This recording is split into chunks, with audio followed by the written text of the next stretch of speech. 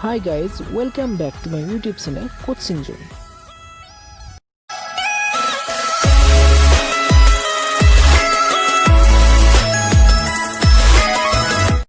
হাই বন্ধুসকল, আজি আমি আপোনালোকৰ চেনেলত অন্য এটি মেথছৰ ভিডিঅ' আগবঢ়াই লৈ আহিছোঁ আৰু আজি আমি এই ভিডিঅ'টো ডিছকাছ কৰিম ক্লাছ 8 মেথছ টেক্সটবুকৰ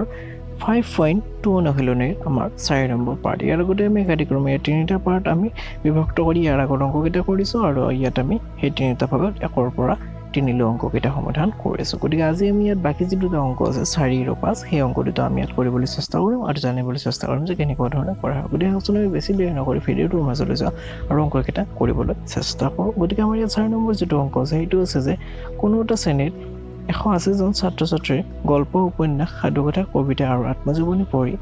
ভাল পোৱা ছাত্ৰ ছাত্ৰীৰ এটা বৃত্তচিত্ৰ অংকন কৰা হৈছে। চিত্ৰৰ পৰা তলৰ প্ৰশ্নকেইটাৰ উত্তৰ দিয়া। অৰ্থাৎ ইয়াত এটা চিত্ৰৰ পৰা বৃত্তচিত্ৰ দিছে আৰু এইখিনিৰ পৰা তলত যিকেইটা প্ৰশ্ন আছে সেই প্ৰশ্নকেইটাৰ উত্তৰ দিবলৈ কৈছে যে কিমানজন ছাত্ৰ ছাত্ৰী কেনেকুৱা ধৰণে কি ভাল পায়। গতিকে প্ৰথম প্ৰশ্নটো আছে যে কিমানজন ছাত্ৰ ছাত্ৰীয়ে উপন্যাস পঢ়ি ভাল পায়। গতিকে একচোন আমি অংকটো কৰিবলৈ চেষ্টা কৰোঁ।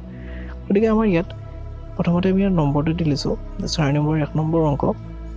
ইয়াত প্ৰথমতে আমাক কি দিয়া আছে সেইখিনি তথ্য লিখি লৈছোঁ যে ইয়াত এনেকুৱা ধৰণে দিয়া আছে যে উপন্যাস পঢ়ি বা পঢ়া ছাত্ৰ ছাত্ৰীৰ কেন্দ্ৰীয় কোণ, অৰ্থাৎ পাইচিত্ৰৰ কেন্দ্ৰীয় কোণ কি আপোনালোকে ইতিমধ্যে আগৰ অংশটোত গমেই পাইছে। গতিকে তাত যিটো বৃত্তটো যিটো কোণ ধৰা আছে সেইটো হ'ল তাৰ কেন্দ্ৰীয় কোণ। গতিকে কেন্দ্ৰীয় কোণ আছিল আমাৰ ইয়াত 60 ডিগ্ৰী। গতিকে যিহেতু কেন্দ্ৰীয় কোণ 60 ডিগ্ৰী, ইয়াৰ পৰা আমি কিমানজন ছাত্ৰ ছাত্ৰীয়ে উপন্যাস পঢ়ি ভাল পায় সেইটো পাম, কাৰণ ইয়াৰ যিটো আমাৰ মুঠ ছাত্ৰ ছাত্ৰীৰ সংখ্যা সেইটো দি আছে 180 ডিগ্ৰী। গতিকে উপন্যাস পঢ়ি ভাল পোৱা ছাত্ৰ ছাত্ৰীৰ সংখ্যা বুলি আমি ইয়াত দিছোঁ। প্ৰথমতে ইয়াত কেন্দ্ৰীয় কোণ থাকিব, তলত 360 থাকিব আৰু ইয়াৰ লগত পূৰণ হ'ব আমাৰ মুঠ ছাত্ৰ ছাত্ৰী, অৰ্থাৎ 180। যিহেতু প্ৰশ্নটোত আমাৰ মুঠ ছাত্ৰ ছাত্ৰী 180 দিয়া আছিল। গতিকে সেইখিনি কটাকটি কৰি দিয়াৰ ফলত আমাৰ ইয়াৰ যিটো এনচাৰ সেই এনচাৰটো আহি যাব। এনেকুৱা ধৰণে কটাকটি কৰি দিছোঁ আৰু আল্টিমেটলি আমাৰ ইয়াত যিটো এনচাৰ সেইটো আমি ইয়াত পাই যাম। গতিকে আমাৰ ইয়াত আহিছে এনচাৰ 30, অৰ্থাৎ উপন্যাস পঢ়ি ভাল পোৱা ছাত্ৰ ছাত্ৰীৰ সংখ্যাৰ 30 জন। তাৰপিছত আমাৰ যিটো 2 নম্বৰ অংক আছে ইয়াত 2 নম্বৰ অংকটোৰ মাজত আছে 2 নম্বৰ অংকটো ইয়াত এনেকুৱা ধৰণে দিছে যে আটাইতকৈ বেছি ছাত্ৰ ছাত্ৰী কি পঢ়ি ভাল পায় আৰু কিমানজন। গতিকে ইয়াত আপোনালোকে ওপৰৰ চিত্ৰত দেখিবলৈ পাইছে যে আটাইতকৈ বেছি কেন্দ্ৰীয় কোণ হ'ল আমাৰ 90 ডিগ্ৰী, অৰ্থাৎ সেইটো আমাৰ গল্প বুজাইছে। গতিকে সেইখিনি কথা আমি ইয়াত প্ৰথমতে এনেকুৱা ধৰণে লিখি লৈছোঁ।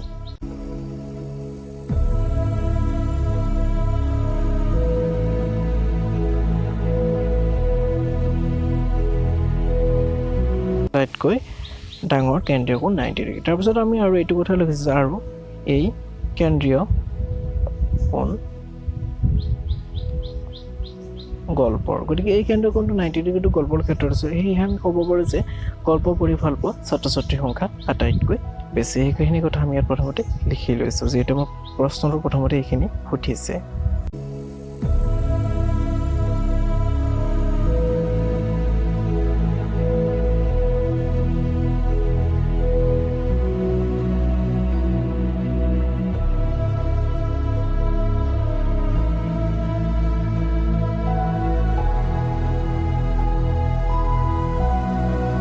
তাৰপিছত আমি এতিয়া উলিয়াব লাগিব যে গল্প পঢ়ি ভাল পোৱা ছাত্ৰ ছাত্ৰীৰ মুঠ সংখ্যা কিমান, যিহেতু আমাৰ ইয়াত সেইটো সুধিছে এটা প্ৰশ্নতে।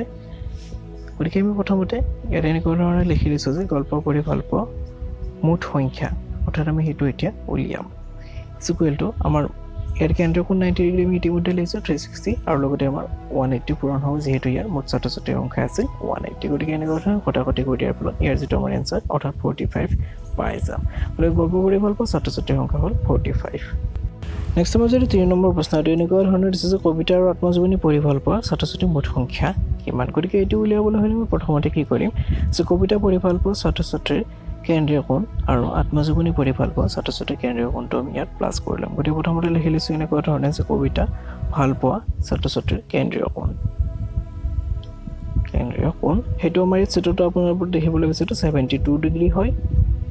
অন্যহাতে যিটো আমাৰ আত্মজীৱনী পঢ়ি ভাল পোৱা ছাত্ৰ ছাত্ৰীৰ কেন্দ্ৰীয় কোণ সেইটো আপোনালোকৰ চিত্ৰটো দেখিবলৈ পাইছে যে এইটো আমাৰ আছে 80 ডিগ্ৰী। গতিকে সেইটো আমি ইয়াত এনেকুৱা ধৰণে প্ৰথমতে লিখি লৈছোঁ।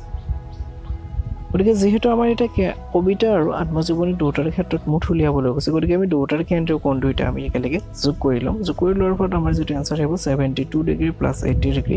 ইকুৱেল টু আমাৰ যিটো আল্টিমেটলি এনচাৰ আহিব সেইটো আমাৰ আহিব 152 ডিগ্ৰী। গতিকে সেইটো আমি ইয়াত লিখি লৈছোঁ 152 ডিগ্ৰী এইটো আমি উলিয়াই লোৱাৰ পিছত এতিয়া আমাৰ যিটো মেইন যিটো এনচাৰ সেই এনচাৰটো আমি ইয়াৰ পৰা অতি সহজতে উলিয়াই ল'ব পাৰিম গতিকে এতিয়া আমি ইয়াত লিখিছোঁ যে কবিতা আৰু আত্মজীৱনী পঢ়ি ভাল পোৱা ছাত্ৰ ছাত্ৰীৰ যিটো সংখ্যা সেইটো প্ৰথমতে আমি ইয়াত এনেকুৱা ধৰণে লিখি লৈছোঁ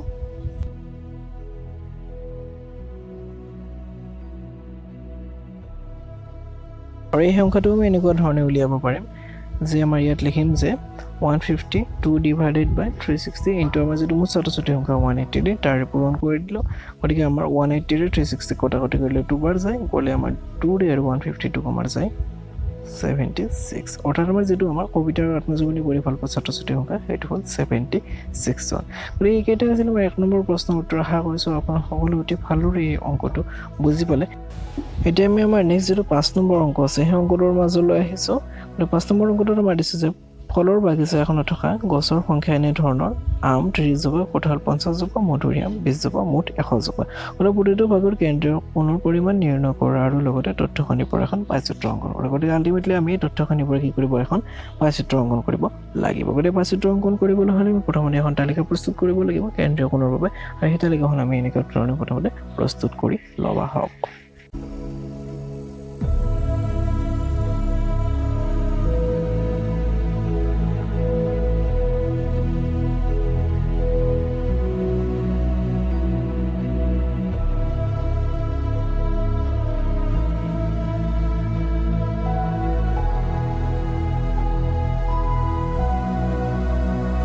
গতিকে তালিকাখন প্ৰস্তুত কৰি লোৱাৰ পিছত ইয়াত আমি তথ্যখিনি ভৰাব লাগিব যেনেকুৱা ধৰণৰ আমাৰ প্ৰথমতে থাকিব ফল অৰ্থাৎ আমাৰ ফলৰ গছ তাৰপিছত থাকিব আমাৰ গছৰ সংখ্যা যে কিমানডাল গছ আছে তাৰপিছত আমাৰ ইয়াত থাকিব অনুপাত আমি ইতিমধ্যে এনেকুৱা ধৰণৰ ভালেকেইটাও অংক কৰিছোঁ গতিকে আপোনালোকে এইখিনি কথা জানিব তাৰপিছত আমাৰ থাকিব আল্টিমেটলি যিটো কেন্দ্ৰীয় কোণ গতিকে এনেকুৱা ধৰণে আমি তথ্যখিনি দিয়াৰ পিছত আমি প্ৰথমতে গছখিনিৰ নাম ইয়াত লিখি লৈছোঁ আৰু গছৰ সংখ্যাটো যেনেকুৱা ধৰণৰ তালিকাখনত আছে আমি ইয়াত প্ৰথমতে এইখিনি লিখি ল'ব হওক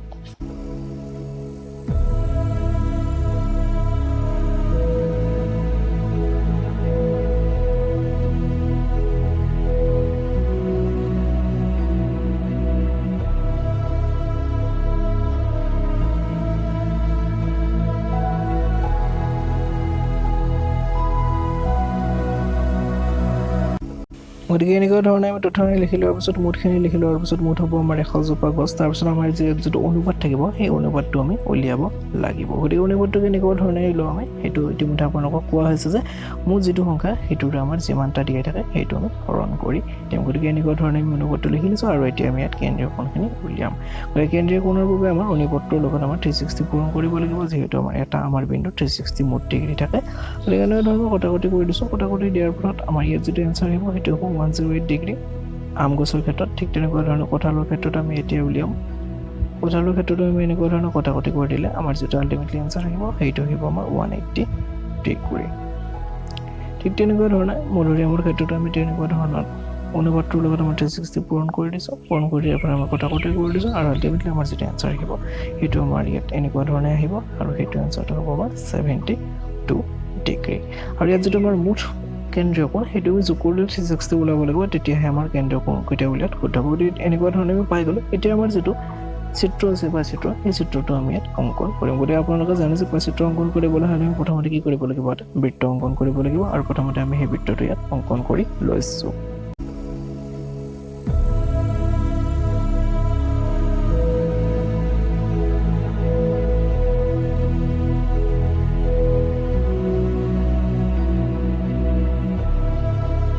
গতিকে বৃত্তটো অংকন কৰি লোৱাৰ পিছত ইয়াত যিটো কেন্দ্ৰ সেই কেন্দ্ৰটো অতি স্পষ্টভাৱে ইয়াত দাগ দি লোৱা আছে যাতে আমাৰ অংকটো কৰাত কোনো ধৰণৰ অসুবিধা নহয় গতিকে এনেকুৱা ধৰণে দিয়াৰ পিছত আপোনালোকে সদায় কি কৰিব কেন্দ্ৰীয় কোণ আঁকিবলৈ হ'লে প্ৰথমতে এডাল চিন দি ল'ব অৰ্থাৎ এডাল আপোনালোকে বেখাৰ আঁকি ল'ব বৃত্তটোত আৰু সেই বেখাৰ ডালৰ পৰা সেইডালক বেছলাইন কৰি আপোনালোকে কোণবোৰ তাত ইনপুট কৰিব পাৰিব গতিকে আমাৰ প্ৰথম যিটো কোণ আছে সেই কোণটো আমি ইয়াত প্ৰথমে এনেকুৱা ধৰণৰ 108 যিহেতু আমাৰ দিয়া আছিল গতিকে সেইটো আমি ইয়াত জুখিম জুখিখিনি আমি প্ৰথমতে সেই কোণটো ইয়াত অংকন কৰি লওঁ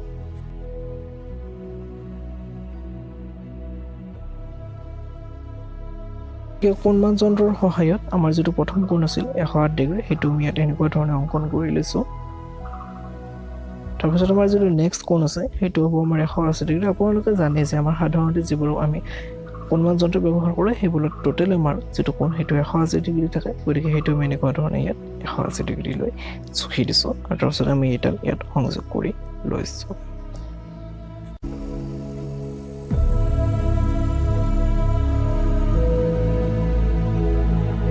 আৰু যেহেতু ইয়াত আমাৰ পাইচিটোতে তিনিটাই কেন্দ্ৰীয় কোণ আছে গতিকে দুটা কোণ ওলোৱাৰ পিছত তৃতীয় কোণটো আমাৰ অটোমেটিকলি এনেই ওলাই যাব যদিহে বাকী দুটা শুদ্ধ হয় গতিকে ইয়াত আমি তথাপি এবাৰ জুখি লৈছোঁ গতিকে ইয়াত আপোনালোকে দেখিবলৈ গৈছে তাত যিটো 72 ডিগ্ৰী আছিল ইয়াতো আমাৰ 72 ডিগ্ৰীয়ে ওলাই আছে গতিকে এনেকুৱা ধৰণৰ আমাৰ যিটো পাইচিটো আছিল তাৰ আমাৰ যিবোৰ কেন্দ্ৰীয় কোণ সেইবোৰ ইয়াত স্পষ্টভাৱে আঁকি লোৱা হ'ল এতিয়া আমাৰ ইয়াতে কামখিনি শেষ হৈ যোৱা নাই আমি আগতেই কৈছোঁ আজিও কৈছোঁ যে এইটো এতিয়া কমপ্লিট হোৱা কমপ্লিট কৰিবলৈ হ'লে আমি ইয়াক কিছু চিহ্নৰে চিহ্নিত কৰিব লাগিব আৰু আজি আমি সেই চিহ্নবোৰ ৰং পেঞ্চিলৰ সহায়ত কৰিম আগৰ আমি বাকীকেইটা অংকত কেৱল কাঠ পেঞ্চিলৰে কৰিছিলোঁ আজি আমি ৰং দি কিনে এইকেইটা আমি চিনাক্ত কৰিম গতিকে প্ৰথম আমাৰ যিটো 180 ডিগ্ৰী সেইটো আমি সেউজীয়া ৰঙেৰে এনেকুৱা ধৰণে পূৰ্ণ কৰিম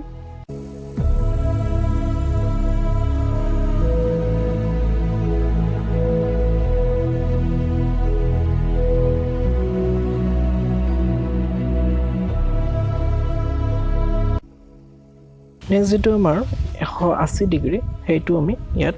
নীলা ৰঙেৰে পূৰ্ণ কৰিম এনেকুৱা ধৰণে গোটেইখিনি পূৰ্ণ কৰি লৈছোঁ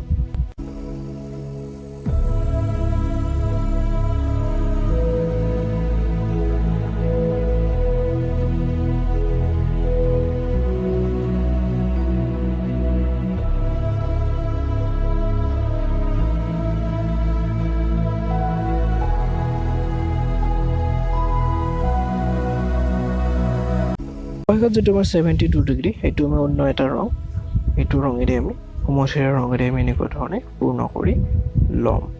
গতিকে এনেকুৱা ধৰণে আমি গোটেইকেইটা আমি চিহ্নিত কৰি ল'ম অতি সুন্দৰভাৱে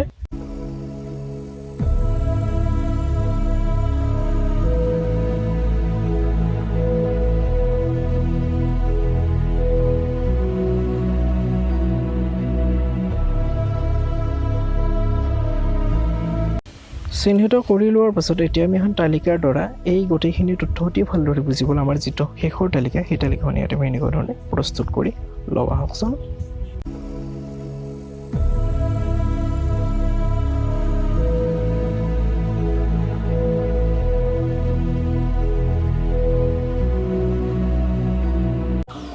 গতিকে এনেকুৱা ধৰণে আমি তালিকাখন প্ৰস্তুত কৰি ল'লোঁ আৰু তালিকাখন প্ৰস্তুত কৰি লোৱাৰ পাছত এতিয়া আমি ইয়াত যিখিনি তথ্য ভৰাবলগীয়া আছে সেই তথ্যখিনি ভৰালোঁ আৰু আমাৰ ইয়াত মেইনলি যিকেইটা তথ্য হ'ব সেইটো হ'ব এটা গছৰ সংখ্যা অৰ্থাৎ গছ আৰু নেক্সট আমাৰ যিটো হ'ব চিহ্ন অৰ্থাৎ আমাৰ কোনটো কেন্দ্ৰীয় কোণৰ চিহ্ন যিবোৰ আমাৰ দিয়া হৈছে সেইটো কোনটো চিহ্ন কোনটো বুজাইছে আমি তেনেকুৱা ধৰণে আমি বুজি পাম গতিকে প্ৰথমতে গছ থাকিব নেক্সট থাকিব আমাৰ চিহ্ন গছকেইটাৰ নাম আমি ইয়াত একাধিক্ৰমে ইয়াত লিখি লৈছোঁ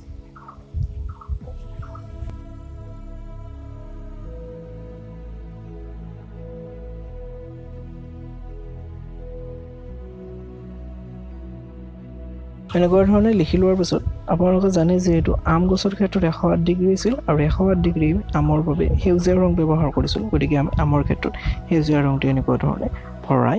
ল'ম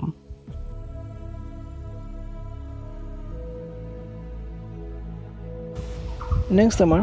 কঁঠালৰ ক্ষেত্ৰত 180 ডিগ্ৰী আছিল আৰু আমি তাৰ বাবে নীলা ৰং ব্যৱহাৰ কৰিছিলোঁ সেয়েহে আমি ইয়াৰ চিহ্নত নীলা ৰংটো ইয়াত সংযোগ কৰিম